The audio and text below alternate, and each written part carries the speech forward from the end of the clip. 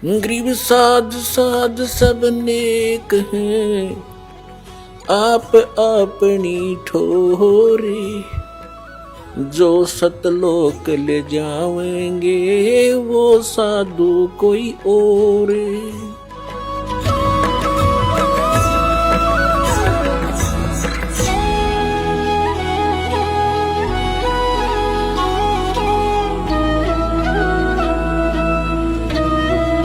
अब हम आते हैं 8वें अध्याय के 5 और 7 मंत्र में। गीता ज्ञानदाता कहता है अर्जुन मेरी भक्ति करेगा तो मुझे प्राप्त होगा, युद्ध भी कर, मेरा मंत्र है ओम नाम का बता दिया। 8वें अध्याय के 13वें श्लोक में ओम इति एकाक्षरम ब्रह्म व्यवहारण माम अनुसमरण ये प्रयाति तदंदे हम सयाति परमाम गति। मुझ ब्रह्म का केवल एक ओम मंत्र है, इसकी जो आखिरी सांस तक भक्ति करता रहेगा तो मेरे वाले ओम नाम से मिलने वाली जो राहत है वो मिलेगी तुझे, इतनी गति तेरी हो जाएगी। लेकिन युद्ध करना पड़ेगा, युद्ध भी कर, मेरा सेवन भी कर। 8वें अध्याय के 5 और 7 श्लोक में अपने आत्मा जहां युद्ध करना है वह शांति कहा। गीता अध्याय नंबर 18 के श्लोक नंबर 62 में कहा कि उस परमेश्वर की शरण में जा तू सर्वभाव से, उसकी कृपा से ही तो परम शांति को और सनातन परम धाम को प्राप्त होगा। गीता ज्ञानदाता अपने आप बताता है 2 अध्याय के 12वें श्लोक में, 4 अध्याय के 5 और 9 श्लोक में, 10वें अध्याय के 2 श्लोक में कि अर्जुन तेरे और मेरे बहुत जन्म हो लिए, तू नहीं जानता मैं जानता। इससे सीधा कि जन्म मृत्यु श्री कृष्ण में बोल रहा है जो भगवान तुम श्री कृष्ण ही मान रहे हो स्वामी जी, तो श्री कृष्ण जी भी जन्म मृत्यु में कहता है। गीता ज्ञानदाता स्वयं कहता मेरी जन्म मृत्यु होती है। तो जब तक जन्म मृत्यु है तो शांति कहाँ। गीता अध्याय नंबर 15 के श्लोक नंबर 4 में कहा कि तत्वदर्शी संत की प्राप्ति के उपरांत परमेश्वर के उस परम पद की खोज करनी चाहिए जहां जाने के बाद साधक फिर लौटकर कभी संसार में नहीं आते, उनकी कभी जन्म मृत्यु नहीं होती। और केवल उस परमात्मा की भक्ति करो और सब त्याग दो जिसने सब ब्रह्मांडों की रचना की है।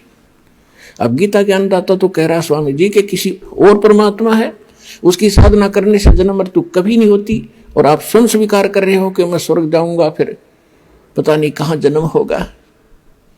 तो ये खाक साधना है। फिर क्या समझा आपने सदग्रंथों को, क्या समझा आपने श्रीमद् भगवत गीता को।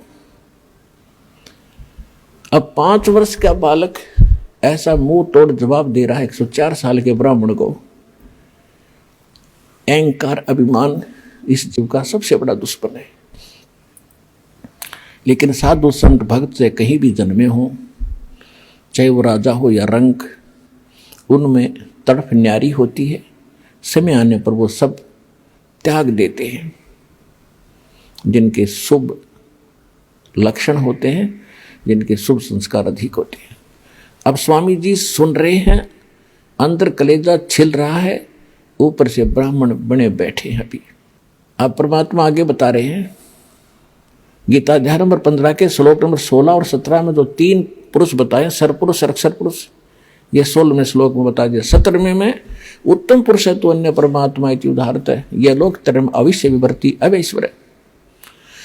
अब गीता अध्याय नंबर 15 के श्लोक नंबर 1 से इसका लिंक है। ऊपर को जड़ और नीचे को 3 गुण रूपी शाखा वाला ये उल्टा लटका हुआ संसार रूपी वृक्ष है, जिसकी ऊपर को जड़ है वो तो पूर्ण परमात्मा है, और नीचे को 3 गुण रजगुण ब्रह्मा सदगुण विष्णु तमगुण शिव जी रूपी शाखा है।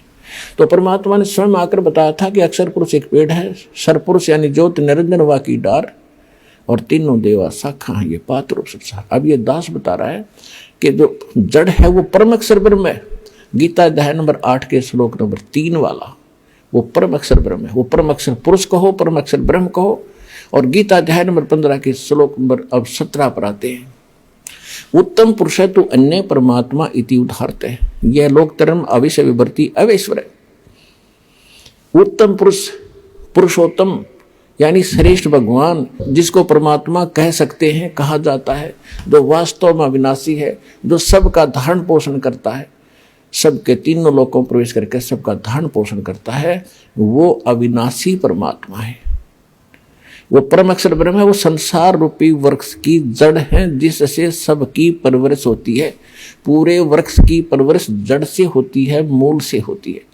तो वो परम अक्षर ब्रह्म जो है वो जड़ है पूरे संसार की, वो परम अक्षर ब्रह्म है। गीता अध्याय नंबर 18 के श्लोक 62 में जिसके विषय में कहा है कि अर्जुन तू सर्वभाव से उस परमेश्वर की शरण में जा, उसकी कृपा से तू परम शांति को और सनातन परम धाम को प्राप्त होगा।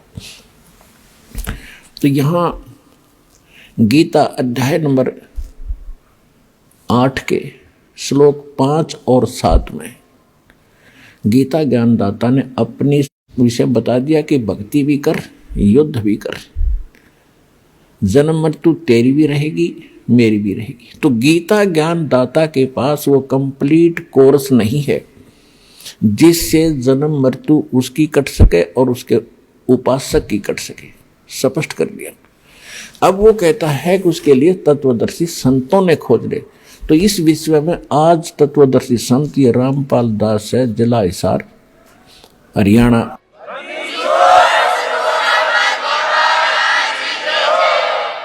अब किसी का भ्रम ना रहना चाहिए। देखो, एक 1000 का नोट है, उस पर लिखा है कि मैं धारक को 1000 रुपये देने का वायदा करता हूं।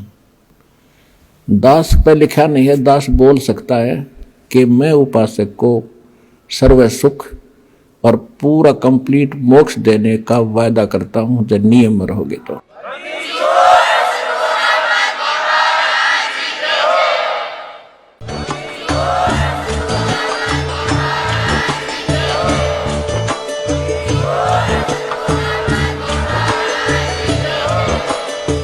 सुन रहे थे जगत गुरु तत्वदर्शी संत रामपाल जी महाराज जी के मंगल प्रवचन। अधिक जानकारी के लिए विजिट कीजिए हमारी वेबसाइट www.jagatgururampalji.org। संत रामपाल जी महाराज जी के शुभ आशीर्वाद से पूरे विश्व भर में 500 से भी ज्यादा नाम दीक्षा केंद्र हैं, जिन पर संत रामपाल जी महाराज जी द्वारा ऑनलाइन निशुल्क नाम दीक्षा दी जा रही है। अपने नजदीकी नाम दीक्षा केंद्र का पता करने के लिए संपर्क करें 8222880541।